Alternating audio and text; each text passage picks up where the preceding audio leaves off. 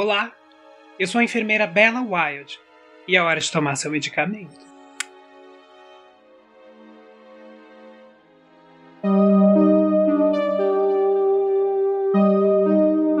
Hoje nós temos um episódio especial de Halloween. A gente vai falar da série Ratched. Essa série que estreou na Netflix em setembro, protagonizada por Sarah Paulson e desenvolvida por Ivan Rominsky e Ryan Murphy. Baseada no romance e no filme Um Estranho no Ninho, a série toma a enfermeira Ratched e a sua história como linha narrativa numa obra de ficção de época. A gente está lidando aí, então, com a vivência médica dos anos de 1940. Assim como Michel Foucault nos indicou na sua pesquisa A História da Loucura, a institucionalização dos doentes e dos chamados anormais se deu através do advento da própria medicina.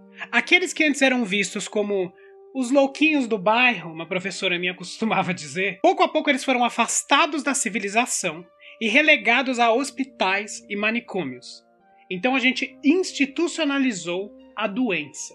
O doente não pode mais circular entre as pessoas ditas normais, também as ditas de bem. Verdadeiros depósitos de gente, essas instituições eram responsáveis por higienizar a sociedade desses indivíduos, buscando curá-los ou, no mínimo, proibi-los de circular livremente pelos espaços sociais. Esse grupo de pacientes, ele não era composto só por aqueles diagnosticados com algum tipo de desequilíbrio psíquico. Não. Você não precisava beirar a insanidade para ser institucionalizado. Você só devia desviar da norma. Desviou da norma, foi parar num hospício. Eu sei que essa palavra não é a palavra que se usa mais hoje em dia, mas eu estou usando uma palavra que era usada historicamente sim. O discurso médico se apropriou da vida dessas pessoas, utilizando-se de argumentos científicos para experimentações com a sua clausura. Qualquer desvio da norma padrão da sociedade era um pretexto para experimentação da medicina em cima desses corpos institucionalizados. A série Ratched representa muito bem esse episódio da história da medicina. A gente vai comparar então hoje os episódios que aparecem na série com a história da medicina em si. O que será que tem de verdade? O que será que tem de mentira? E aí já vem o aviso, né, querida? Nós vamos ter spoilers aqui nesse vídeo. Então, assim, se você não assistiu a série, maratona, faz sua pipoca e depois volta pra cá. Se inscreve no canal, me segue no Instagram. Faz esse favor, ajuda essa enfermeira a conseguir pagar o curso dela. Obrigada. Vamos falar então de alguns temas, alguns arcos aí que eu separei pra gente poder falar dessa série. O primeiro deles é essa própria questão da criminologia dentro das instituições psiquiátricas. A série se inicia com os assassinatos provocados por Edmund Tolleson e seu respectivo encarceramento no Hospital Psiquiátrico Lucia. Esse tipo de encarceramento vai de encontro com uma grande corrente de pesquisa da época, a criminologia, que buscava unir medicina à questão da legalidade do estudo do crime. A medicina, então, adentrou o espaço das leis, dos advogados, enfim. Desde a segunda metade de 1700, ou seja, a gente está lidando aí com 200 anos antes da história da série, já havia um interesse no estudo anatômico dos crânios e dos cérebros, buscando a exatidão da inteligência humana. É a partir de 1859, com o livro famosérrimo que é A Origem das Espécies, do Darwin, que essa pesquisa se intensificou no século XIX. E aliada a leituras racistas do livro do Darwin, a medicina buscou compreender, na régua, a evolução humana. E, obviamente, forjar os números que justificavam a supremacia do homem branco, cis e heterossexual sobre todos os outros que dividiam a sua própria espécie. Estudava-se assim os crânios, os cérebros, a fisionomia dos seres humanos e dos animais para criar-se uma escala comparativa de meritocracia evolutiva. O que eu quero dizer com isso? Quaisquer raças que não eram brancas eram consideradas mais animalescas nessa hierarquia. E é claro, dentro da própria raça branca, a mulher sempre restava o lugar da sombra do homem. Buscou-se então justificar através dessas medidas, esses centímetros pequenos do crânio de alguém, se essa pessoa era inteligente ou não, se ela estava próxima do animal ou não, se ela tinha talentos ocultos ou não. Essa ciência dos crânios foi batizada de frenologia, e ela traçava paralelos entre a estrutura óssea de um indivíduo e a sua personalidade. Sabe aquela tua amiga louca do signo, sabe? É a mesma coisa, só que no lugar de perguntar seu nascimento, a lua, o sol e a estrela, ela é mar, manhã de sol, meu iaiá, meu ioiô, ela ia perguntar a curvatura do seu nariz, o tamanho da sua testa, o encaixe da sua mandíbula. I was hoping that the details of my condition would remain confidential. What, that you're a lesbian? That much is plain. It's made obvious by your facial structure. Numa busca louca e incessante, eles conseguiram até mesmo realizar o milagre de encontrar crânios históricos, e obviamente fakes, de figuras como Shakespeare, que tinha morrido tantos anos antes, Mozart, Kant, etc. E aí, analisando essas figuras, a anatomia sempre justificava os talentos desses gênios. Então, isso que é curioso. Dentro dessa medicina, o diagnóstico precedia a própria pesquisa em si. Você já sabia que a pessoa era talentosa, então se você achava justificativas no crânio dela, para ela ter esse talento. E é isso, né, gente? Nada que surpreenda, né, dentro da história do homem, não é mesmo? Ficar comparando o tamanho, não é? Você vê algo de diferente hoje em dia? Porque eu não vejo, né? O homem é obsessão com os tamanhozinhos, né, gente? Todos os tamanhos importam, vamos deixar isso aqui claro, viu? Inevitavelmente, a sede por essas medidas adentrou o campo mórbido dos fascinados por criminosos e as motivações desses criminosos. E é aí que surge um nome muito importante na história da medicina, que é o Dr. Cesare Lombroso, um médico italiano, psiquiatra, cirurgião e higienista. A gente já falou um pouco de higienismo e de eugenia no vídeo de Pipoca Doce. Eu sempre volto para esse vídeo porque ele é fundamental quando a gente lida com a virada do século XIX para o século XX. Foi nessa virada do século XIX para o XX que a sua teoria do criminoso nato se disseminou nos campos de pesquisa médica. Comparando o criminoso a um indivíduo que era meio homem, meio animal, o Lombroso acreditou criar uma metodologia de pesquisa capaz de reunir todas as medidas anatômicas e os indícios corporais do germe da criminalidade. Ele assim defendeu, na sua obra O Homem Delinquente, uma série de características indicativas de um criminoso nato, ou seja, um ser que naturalmente já possuía indícios de sua futura delinquência. Criminoso nato, check! Você fala gírias? Você tem tatuagens? Você pratica sexo com pessoas do seu mesmo gênero? Você usa roupas do gênero oposto? Você tem resistência à dor? Você aguenta ali uma coisa sem anestesia? Você tem vaidade? Tem o pecado da vaidade aí em você? Você tem preguiça? Já sentiu muita preguiça de fazer algo? Você gosta de beber ou gosta de fumar? Então pronto, se você marcou qualquer ponto aí, você já é um criminoso nato. Pro Lombroso, tudo isso era um indicativo de que você poderia ser um delinquente potencial. Você tem que acreditar no seu potencial, hein, menina? Sabe qual era o pior de tudo? Ele dizia que o criminoso nato perfeito era a criança. Porque a sua falta de senso moral e a sua tendência a ceder às vontades corporais a fazia mais suscetível a tais atos pecaminosos. E isso vai aparecer na série através do irmão da enfermeira Ratched, né? Eles provocaram atos criminosos quando crianças ainda. O criminoso nada mais é, pro Lombroso, do que uma criança grande, que não absorveu as regras e os parâmetros morais da sociedade em que ela vive. Lembra daquela frase que a gente estudou nas aulas de filosofia? O homem nasce bom e a sociedade o corrompe? Pro Lombroso seria uma coisa mais ou menos do tipo, o homem nasce criminoso e a sociedade ensina ele a não ser um criminoso. E a gente sabe, pela série, que a Ratched e o seu irmão não tiveram essa sorte de aprender o que não era criminoso, vamos dizer assim. But you know what happened to me in that place. Because it happened to you too. I want to be normal, Mildred. It could benefit me and us if you let me just try and learn to love. You're not in love with that common nurse. As suas pesquisas eram tão focadas nessa busca pela criminalidade que o Lombroso foi capaz de identificá-la nos atos dos animais da natureza. O seu primeiro capítulo desse livro, O Homem Delinquente, fala de plantas carnívoras, abelhas ardilosas, formigas assassinas. O crime permeava toda a vida biológica e cabia ao homem de bem lutar contra ele. Mas e se a gente mergulhar então agora dentro desse crânio? E se a gente se focar nos sulcos dessa massa cinzenta que comanda nossos ossos? A gente vai falar então agora de lobotomia. Acho que é uma das cenas mais chocantes da série, né? Eu quis trazer então um pouco do contexto da lobotomia e como a série representou então esse momento. O cérebro foi uma das últimas barreiras cruzadas pela medicina, no próprio século XIX. Pouco se sabia desse órgão tão importante, mas tão misterioso. Por muito tempo, acreditou-se que o cérebro nada mais era do que uma esponja que regulava a umidade do corpo. E era a partir dele que se menstruava, que o nariz escorria, que os olhos lacrimejavam. Então isso era o cérebro tentando regular a umidade do seu corpo. Foi no século XIX em diante que se buscou entender mais e mais sobre esse órgão, que se tornou aquilo que eles chamavam de a casa da alma. A alma de uma pessoa vivia no cérebro dela. Seria possível operá-lo, modificá-lo, controlá-lo? Diversas tentativas foram feitas ao longo da história da medicina, mas foi Walter Freeman, nos anos de 1930, que se compadeceu desses seres viventes dos hospitais psiquiátricos e, em meio a tratamentos químicos e terapias de eletrochoque, ele tentou chegar à raiz dessas doenças mentais. I'm well versed in all the blood derivatives, oxygen therapy, and of course the treatment of shock. Do you believe the human mind can be cured?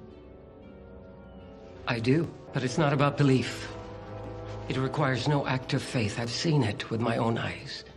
I have not. Literalmente, ele dissecou vários cérebros cadavéricos dos doentes desses hospitais assim que eles faleciam e comparou a das pessoas saudáveis. No meio das suas pesquisas, ele tomou contato com os estudos de um cirurgião português chamado Egas Moniz. E esses estudos chamavam leucotomia. Era um procedimento composto pela perfuração de orifícios na parte dianteira do crânio do paciente, vivo, diga-se de passagem, não é mesmo? Com uma espécie de escavador de sementes de fruta. Então você removia cerca de 3 bolinhas ali de 1 centímetro de diâmetro do cérebro desse paciente, da parte da frente do cérebro dele. O Moniz, esse cirurgião português, nem chegou a explicar direito o motivo do sucesso do seu procedimento, mas ele acreditou ser capaz de controlar a agitação dos seus pacientes ditos insanos. Eles se tornavam tão calmos, esses pacientes, que eles eram considerados curados das suas psicoses. E assim eles levavam uma vida normal novamente. Fecha várias aspas, tá? O Freeman acreditava que muitos dos problemas mentais se localizavam nas conexões entre o tálamo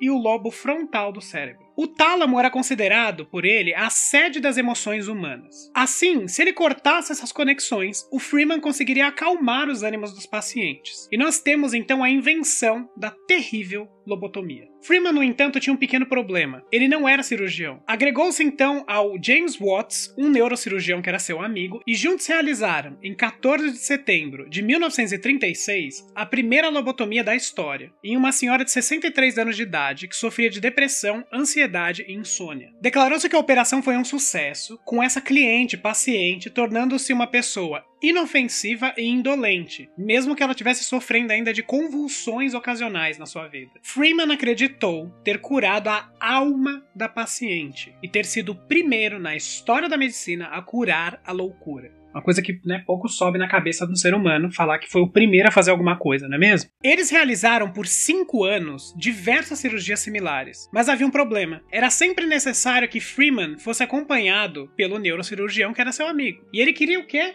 Cortar, fazer uns atalhos ali, não é mesmo? Então, o nosso querido inventor colocou a própria massa encefálica para trabalhar e buscar uma solução que permitisse que ele fizesse a cirurgia sozinho, seguindo uma carreira solo, na boy band da lobotomia que ele criou, esse louco. Então aqui eu vou avisar vocês o seguinte, a gente vai mostrar umas imagens desses procedimentos, imagens tanto da série quanto da época que a gente tá falando, então se você é sensível em relação a essas imagens de cirurgias, enfim, eu vou te pedir pra pular pra essa minutagem que tá aqui, tá bom, no vídeo, porque daí a gente já vai ter passado isso tudo. Ou então, se você quiser, deixa o vídeo só no áudio e escuta o que eu tô falando, tá? Em 1946, ele anestesiou uma paciente com a máquina de terapia eletroconvulsiva, o famoso eletrochoque. Ele levantou uma de suas pálpebras superiores, pegou o seu novo instrumento cirúrgico, que era um picador de gelo comum que as pessoas teriam em casa. Ele introduziu a ponta desse picador de gelo no alto do globo ocular, entrando diagonalmente no duto lacrimal, aqui mais ou menos do olho, sabe? Então ele deu algumas marteladas para perfurar esses finos ossos transorbitais e mover um instrumento de um lado para o outro, cortando as conexões cerebrais e torcendo uma última vez e tirando o instrumento em seguida. Em menos de 10 minutos a cirurgia estava feita. A paciente saiu com o olho roxo e parecia ter reagido bem ao procedimento. A simple tool that John and Jane Q. Public already have around the home. An ice pick. Just stop that. And we tap the ice pick, driving it 5 centimeters into the frontal lobe. Oh, look. My peach. Inclusive a série não demonstra isso, no procedimento deles de lobotomia transorbital. O pessoal sai de boa, tem aquele padre ali, o padre tá de boa, não tem um olho roxo, uma marca no olho, enfiaram um picador de gelo nele, nada. O procedimento era rápido, e ele não exigia, por parte do Freeman, sequer luvas ou máscaras. Ele não usava isso. Ele dizia que, se o picador de gelo estivesse esterilizado, estava ótimo. O baixo custo e a rapidez dessa cirurgia criou uma espécie de drive-thru de lobotomias transorbitais nos Estados Unidos. O Dr. Freeman circulou por diversas cidades numa van, numa espécie de poupa-tempo macabro aí, para lobotomizar os doentes trazidos por seus parentes. E é óbvio, minha gente, que isso não incluía só pessoas que realmente tinham algum problema psiquiátrico. Isso vai incluir donas de casas e crianças que não eram comportadas, homossexuais ou indivíduos familiares que tivessem algum tipo de problema que estivessem ali infernizando a família deles. Nada que uma cirurgia que te deixasse um vegetal emocional não resolvesse, né? Pra essa família de bem, olha só. What brings you to see Dr. Hanover? My mom says I daydream. And are you experiencing any of the symptoms that brought you here? Scattered thoughts? Distraction? I don't have any thoughts at all. Eu não vou entrar aqui em medicalização das crianças, tá? Mas vocês fiquem pensando nisso, que é o que a gente tá fazendo hoje em dia, tá bom? Então tá bom. O Freeman realizou cerca de 3.500 lobotomias até a sua morte. O procedimento, no entanto, ao longo da história, foi pouco a pouco substituído por alternativas químicas e finalmente foi abolido por volta dos anos 60. E agora, meu bem... Opa. E agora, meu bem, a gente vai falar das gays, tá? A gente vai falar das gays.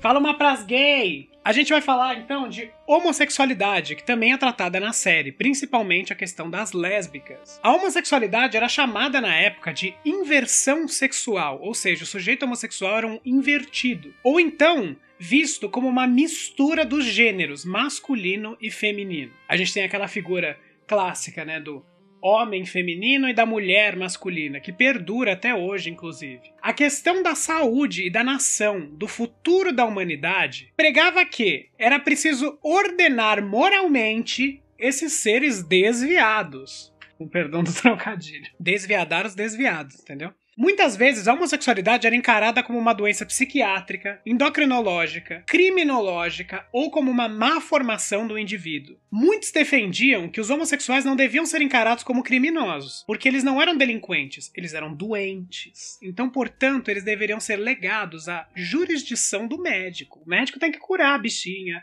a lesbiquinha, entendeu? Buscava-se assim transferir a discussão da homossexualidade do âmbito religioso, do âmbito moral, para o âmbito da medicina e do higienismo médico. O lesbianismo era tratado por alguns termos nessa época. Essas mulheres eram chamadas de safistas ou de lésbicas mesmo. O termo já é um termo histórico. Esses dois nomes remetiam à poetisa grega Safo, da ilha de Lesbos, que era considerada uma poetisa grega antiga, que fazia poemas ali, declamava seus amores por suas alunas, por suas colegas mulheres. Daí que vem a terminologia. Essas mulheres lésbicas eram um caso à parte nas pesquisas médicas. E a gente pode se perguntar como isso permanece ou não na sociedade. Porque o seu diagnóstico era mais difícil de se fazer. Porque, né, o que o homem branco cis vai falar? Essas mulheres andam juntas, né, são carinhosas com as amigas. Como que você vai saber que é uma lésbica? Mulher toca, mulher beija a amiga, né? A mulher Não vou falar isso. E como sempre, nessa sociedade machista e patriarcal, a homossexualidade feminina tinha menos prestígio médico do que a masculina. As mulheres estavam ali só se experimentando, entendeu? Logo ela vai casar, vai ter filho, vai virar uma mulher de verdade. Agora o homem gay a gente tem que proibir, porque aquilo ali é o Satanás. Muito mais perigosa do que a figura da lésbica nessa época era a figura da prostituta, porque a prostituta corrompe a família tradicional, não é mesmo? A lésbica tá lá, ela vai casar eventualmente, só falta, olha essa frase, tá preparada? Só faltou aparecer o homem certo. Mudou alguma coisa? Não mudou merda nenhuma, né, desde aquela época. Em muitos países, inclusive, a questão da homossexualidade masculina era punida legalmente. Era ilegal ser homossexual. Agora, a questão da homossexualidade feminina não, porque ela não constituía um crime de homossexualidade. E essas leis anti-sodomia se aplicavam na época que se passava a série, lá nos Estados Unidos da América. Alguns tratamentos da homossexualidade da época a gente já viu em outras obras de ficção, como, por exemplo, a castração química, que foi sofrida por Alan Turing em 1950. A gente pode ver isso no Jogo da Imitação, no filme, por exemplo. A gente tem a terapia de aversão sexual, que já apareceu numa série do Ryan Murphy, no American Horror Story, na segunda temporada, que utilizava remédios que te faziam vomitar ou ter sintomas terríveis, para que você ligasse psiquicamente a homossexualidade a esse tipo de sintoma, então você teria aversão aquilo que você sentia, mas a série optou por falar da hidroterapia. A hidroterapia que é apresentada na série era uma prática cujo intuito era,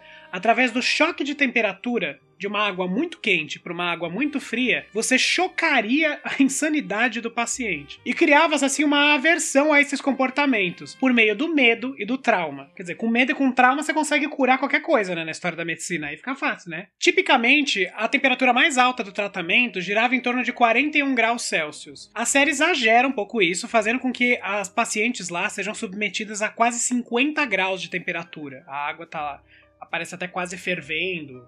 Enfim, tem uma dramaticidade ali colocada, mas o horror do procedimento é o mesmo. Falando dessas personagens femininas, vamos falar então daquilo que a série traz como múltiplas personalidades. O doutor americano Morton Henry Prince publicou, na primeira década de 1900, uns estudos sobre desassociação de personalidade em uma paciente. É um caso muito similar com a da paciente Charlotte Wells na série, que após um trauma desenvolve múltiplas personalidades ali. Prince apresentou o caso de uma mulher cuja personalidade aparente, primeira, ele resolveu chamar de A. A possui um comportamento letárgico, triste, mórbido, e após um certo tempo de tratamento surge a personalidade B. Ela é uma nova personalidade capaz de acessar as memórias da personalidade A, mas ela tem muito mais energia. E por fim, o tratamento resolveu... Como que eles iam resolver essa questão, né? O tratamento proporcionou o surgimento de uma personalidade C, que amalgamou A e B numa pessoa só. Então ela era capaz de controlar ambas as personalidades A e B, possuir as memórias de A e B, mas ter novos controles comportamentais e de personalidade. A gente sabe que na série a Charlotte não teve a mesma sorte. O caso de Prince rapidamente se tornou famoso e teve um episódio similar nos anos 50 com as personalidades de Eve White. Os psiquiatras Corbett H. Thigpen e Harvey M. Clakey, nossa, não sei nem se eu falei certo, que nomes difíceis, meu Deus. O Corbett e o Harvey, pronto. Lidaram com o caso da paciente que havia desenvolvido múltiplas personalidades ao longo da sua vida. Eve White, que era uma mulher bastante calma, recatada e quase apática. Eve Black, que era uma mulher faceira, sedutora, comunicativa, ela gostava de sair pra dançar, usar maquiagem, vestidos curtos. E Jane, que era uma mulher controlada, recatada e intelectualizada. Se a gente espelha, então, os primeiros casos dessa paciente A, B e C com esse caso que a gente está falando agora, a gente consegue ver que a saída foi a mesma. Fazer uma personalidade prevalecer sobre as outras, controlar essas outras. Isso tudo através de terapia e hipnose, que é o que aparece na série, inclusive, sendo utilizada pelo nosso doutor ali. Infelizmente, a Jane não permaneceu sozinha por muito tempo. Eu vou deixar para vocês aqui os links, aqui em cima e na bio, caso vocês tenham interesse, de ver como essa paciente se desenvolveu ao longo desses anos e como ela desenvolveu mais 3 personalidades e dessa vez as 3, inclusive pintavam gravuras. Ela chegou a fazer uma exposição de arte falando sobre essas personalidades. Uma delas, inclusive, é bem infantil, que nem aparece na série, de uma das personalidades da Charlotte. Essa menina acho que chamava Strawberry Girl, porque ela só comia morangos. Quando ela entrava nessa personalidade, ela não comia mais nada além de morangos. Bem, gente, em linhas gerais eu quis trazer aí recortes da história da medicina e comparar então com a sua representação na série. Como vocês podem ver, é uma série bastante fiel às pesquisas da época, e eu fiquei muito admirado, assim, de ver tanto a questão estética da série, quanto essa questão prática da medicina e da historiografia da medicina. E meu último recado, então, pra gente é o seguinte: a gente tem que lembrar que através desses terríveis episódios da história da medicina, muitos dos médicos realmente acreditavam que estavam fazendo bem pros pacientes, usando esses tratamentos que hoje em dia são dignos de Halloween. Muitos nem sequer enxergavam o moralismo e a crueldade presente nas suas práticas. E tem uma questão muito interessante de se estudar a história da medicina, que você pode se perguntar, gente, mas como eles acreditavam nisso? Como eles achavam que isso era medicina, que isso era ciência? Eu vou então virar essa pergunta pra você. Será que não tem algo que tá acontecendo hoje em dia? Será que não tem algo que as pessoas acreditam que vai curar elas, que tá no WhatsApp ali daquele teu parente, que daqui 20, 30 anos alguém vai olhar e falar: meu, como é possível alguém ter falado essa barbaridade e as pessoas acreditarem? Pois bem, não é, gente? Então, muito obrigado por estarem aqui hoje, espero que vocês tenham gostado, e a gente se vê aí para mais closes históricos, receitas históricas. Se vocês tiverem alguma série para me recomendar, deixem aqui nos comentários para que a gente possa fazer essa pesquisa histórica também. E caso você não tenha se inscrito no canal, por favor, faça isso, eu tô te pedindo, senão eu vou aparecer na sua casa e puxar sua perna. Um beijo em cada um de vocês e até a próxima. Tchau!